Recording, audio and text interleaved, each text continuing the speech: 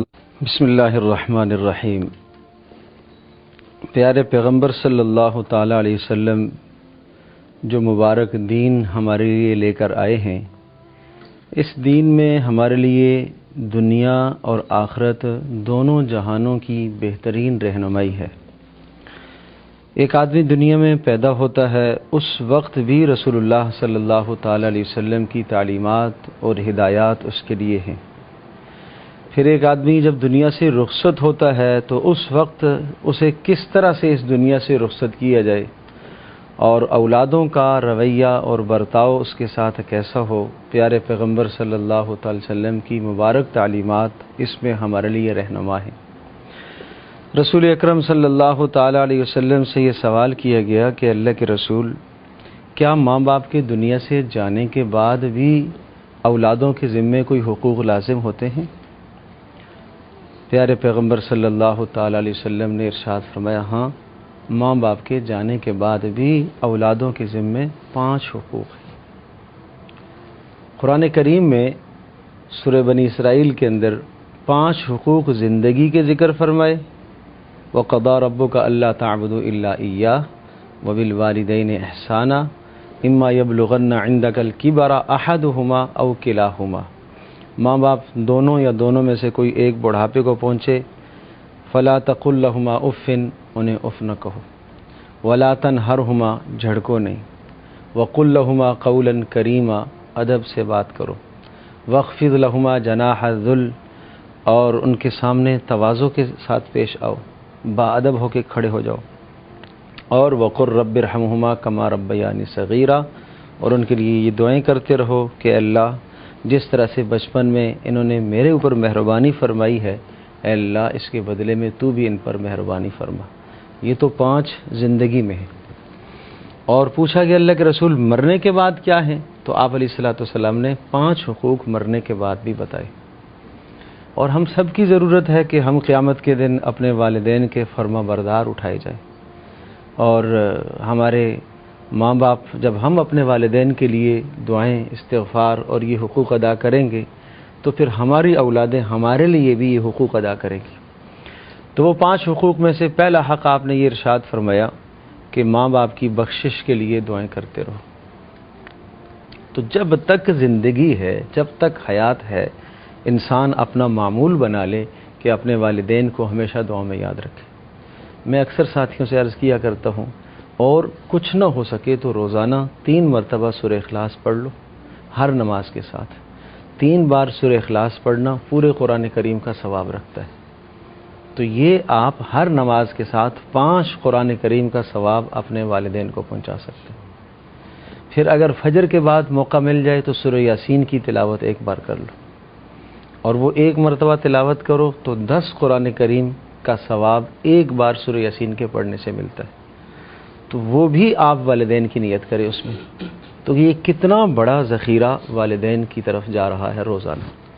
پیارے پیغمبر صلی اللہ علیہ وسلم اتنا خوبصورت دین لائے، اتنا پیارا دین لائے کہ جس میں آدمی کی تمنا ہے نا کہ میری ماں دنیا سے رخصت ہو گئی، والد رخصت ہوئے، کاش زندہ ہوتے، میں ان کی خدمت کرتا، ان کو کھلاتا، ان کو پلاتا۔ تو بھائی وہ جو آپ کھلانا پلانا، خدمت کرنا، دوا دارو کرنا، وہ کیا تھا؟ وہ دنیا کے اندر ان کی ضروریات کو آپ پورا کر رہے تھے۔ اب وہ آخرت میں چلے گئے، یہ آخرت کی ضروریات آپ پوری کر رہے ہیں۔ بالکل اسی طرح سے پہلے دنیا میں ضرورت پوری کرتے تھے آپ اولادیں، اور اب ان کے جانے کے بعد ان کی آخرت کی جو ضرورت ہے، آخرت کی ضرورت ان کی کیا ہے؟ اعمال ہے۔ تو وہ اعمال کا روزانہ تحفہ آپ بھیج رہے ہیں۔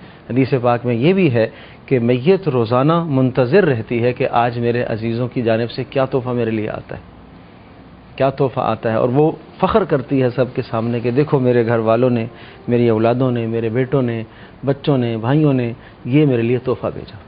تو ایک حق تو یہ ہے، آپ علیہ السلام نے ارشاد فرمایا ان کی بخشش کی دعا کی جائے، اور اس کے لیے بہترین دعا ربنا اغفر لی ولوالدی وللمؤمنین یوم یقوم الحساب، یہ دعا ہے حضرت ابراہیم علیہ السلام کی۔ اس دعا کا اہتمام کرتے رہنا چاہیے، اور جو دعا ہو سکے، اے اللہ ماں باپ کی بخشش فرما، یہ دعا بھی کر سکتے ہیں۔ دوسرا حق ہے، ارشاد فرمایا کہ ماں باپ کے درجات کی بلندی کی دعا، اللہ پاک ان کے درجات بلند کرے، اور ہر آدمی کو جنت میں جانے کے بعد دعاؤں کی ضرورت ہے درجات کی بلندی کے لیے. بھلے وہ جنت میں چلا گیا، جس مقام پر ہے اس مقام سے مزید اوپر ہونے کے لیے اسے ضرورت ہے، درجات کی بلندی کے لیے ضرورت ہے. تو اگر ہمارے والدین اللہ تبارک و تعالی غریق رحمت فرمائے، کروڑوں رحمتیں فرمائے، جنت میں اللہ پاک نے ان کے لیے فیصلہ فرما دیا، لیکن اب بھی وہ محتاج ہیں کہ درجات کی بلندی کی ہم ان کے لیے دعائیں کریں. اور اس کے لیے رب ارحمہما کما ربیانی صغیرہ، یہ دعا بھی بہترین ہے. اور کوئی بھی دعا آپ کر سکتے ہیں، اللہ میرے ماں باپ کے درجات کو بلند فرما. تیسرا حق ارشاد فرمایا کہ ماں باپ کے بعد ان کے مالی حقوق کو ادا کیا جائے. مالی حقوق دو طرح کے ہوتے ہیں. مالی حقوق ایک قسم وہ ہے جو حقوق اللہ سے تعلق رکھتی ہے.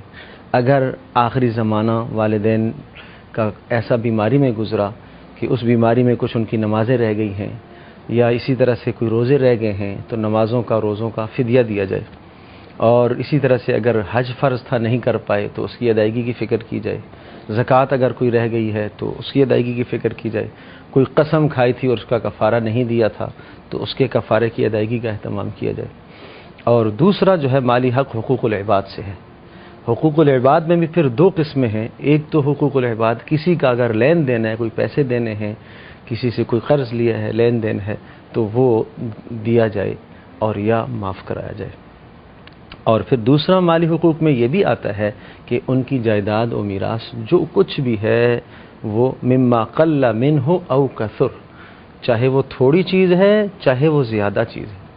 سورۃ النساء میں اللہ پاک نے اس مضمون کو ذکر فرمایا، قلیل ہے یا کثیر ہے اس کو تقسیم کرو ضرور. وہ ایک ایک وارث اس میں شریک ہے، حتیٰ کہ گھر کے اندر ایک سوئی بھی ہے نا ماں کی، والد کی، تو اس میں سب شرکاء کا حصہ ہے، سب بہنوں کا، بھائیوں کا حصہ ہے. بغیر کسی کی رضامندی میں اس میں کوئی تصرف نہیں کرنا چاہیے. یہ نہیں کہ ایک آدمی اٹھا کے جوتے فلاں کو دے دیے، کپڑے فلاں کو دے دیے، یہ اس کو دے دیا. یہ سب ورثاء کی مرضی سے اگر وہ سب کے سب صدقہ کر دیں اچھی بات ہے. اگر بیٹیاں ان کپڑوں کو پہننا چاہیں، استعمال کرنا چاہیں، استعمال کر سکتی ہیں، کوئی مذائقہ نہیں ہے. والد کے کپڑے، والد کی چیزیں اگر بیٹے استعمال کرنا چاہیں تو استعمال کر سکتے ہیں. تو بالکل ٹھیک ٹھیک ادائیگی کی جائے. یہ بھی والدین کا حق ہے کہ ان کے مالی معاملات بالکل صاف کیے جائیں. اور چوتھا حق آپ علیہ السلام نے ارشاد فرمایا ماں باپ کا یہ ہے کہ ماں باپ کے قرابت داروں کے ساتھ حسن سلوک کیا جائے. اور عام طور پر آج ہم اس میں بہت پیچھے ہیں کہ ماں باپ کے قرابت دار کیا ہیں. والد کے قرابت دار ظاہر ہے چچے ہیں، تائے ہیں، پھوپھیاں ہیں. والدہ کی قرابت دار ماموں ہیں اور خالائیں ہیں. یہ قرابت دار ہیں سارے. ان قرابت داروں کے ساتھ حسن سلوک کرنا یہ ماں باپ کے حق کی ادائیگی ہے. گویا کہ ماں باپ کے حق بندہ ادا کر رہا ہے اس لیے کہ ماں باپ کے قرابت داروں کے ساتھ حسن سلوک ہے. اور پانچواں فرمایا کہ ماں باپ کے تعلق داروں کے ساتھ بھی حسن سلوک کیا جائے. تعلق دار کہ والد کے یہ دوست تھے جی، یہ والد ان کے پاس آتے جاتے تھے، یہ والد صاحب کے پاس آتے جاتے تھے، یہ والدہ کے پاس یہ خاتون ہیں، یہ والدہ کے پاس آتی جاتی تھیں، یہ والدہ کی سہیلی تھی، والدہ ان کے پاس کچھ نہ کچھ کھانے کی چیز بھیج دیا کرتی تھی. تو ہمیں بھی اس کا اہتمام کرنا چاہیے کہ یہ ہماری والدہ کی سہیلی ہے. تو یہ گویا کہ والدہ کا حق ہے، والد کا حق ہے کہ آدمی ان کے تعلق داروں کے ساتھ بھی اچھا برتاؤ کرے، اچھا سلوک کرے. تو جو آدمی یہ 5 باتیں کر لیتا ہے تو یوں سمجھ لیجئے کہ والدین تو دنیا سے رخصت ہو گئے، پردے سے اس دنیا سے چلے گئے، پردے میں چلے گئے، اوجھل ہو گئے. لیکن کیا ہے ہماری طرف ہمارا تعلق اسی طرح سے ان کے ساتھ ہے. پہلے وہ موجود تھے تو ہم ان کو دنیا کی ہر ضرورت پوری کرتے تھے، اور اب وہ پردے میں چلے گئے تو ہم ان کی آخرت کی ہر ضرورت پوری کر رہے ہیں. تو یہ فرمانبرداری ہے اولاد کی جانب سے ماں باپ کے لیے کہ ماں باپ کے مرنے کے بعد ان کے حقوق اسی طرح سے ادا کیے جائیں. تو میں نے عرض کیا کہ ان کی بخشش کی دعا کرنا، نمبر 2 درجات کی بلندی کی دعا کرنا، نمبر 3 ان کے مالی حقوق ادا کرنا، نمبر 4 ان کے قرابت داروں کے ساتھ اچھا سلوک کرنا، اور نمبر 5 ان کے تعلق داروں کے ساتھ اچھا سلوک کرنا. تو حضرت محترم شفیق اجمل صاحب کی والدہ کی اللہ پاک بخشش فرمائے، اللہ درجات بلند فرمائے، اور اللہ بھائی جان کو بھی ان کو بھی صبر جمیل عطا فرمائے. سب بہنوں کو اور سب اہل خانہ کو، ایک بڑی فیملی ہے، بڑا خاندان ہے، اللہ تبارک تعالیٰ سب کو صبر جمیل عطا فرمائے، اور جس طرح سے انہوں نے بتایا ہے والدہ کی جو ہے وہ موت ہوئی ہے، اللہ پاک ہر ایک کا خاتمہ اسی طرح سے ایمان پر عافیت کے ساتھ سکون کے ساتھ ہر ایک کا خاتمہ فرمائے۔ یقیناً اس دنیا سے ہم سب نے جانا ہی ہے، لیکن کامیابی یہ ہے کہ ایمان کے ساتھ کلمے کے ساتھ ہم رخصت ہو جائے۔ اور ان تمام اعزاء اقربا سے میری درخواست ہے کہ وہ اپنی مرحومہ کے لیے اور جتنے بھی مرحوم ہیں ان سب کے لیے دعاؤں کا اہتمام فرمائے۔ اللہ تبارک تعالیٰ مرحومہ کی بخشش فرمائے، اللہ ہم سب کا خاتمہ ایمان پر فرمائے، اللہ مرحومہ کے لیے جنت الفردوس میں اعلیٰ مقام عطا فرمائے، اللہ پسماندگان کو، اولادوں کو، سب کو صبر جمیل عطا فرمائے۔ وآخر دعوانا الحمدللہ۔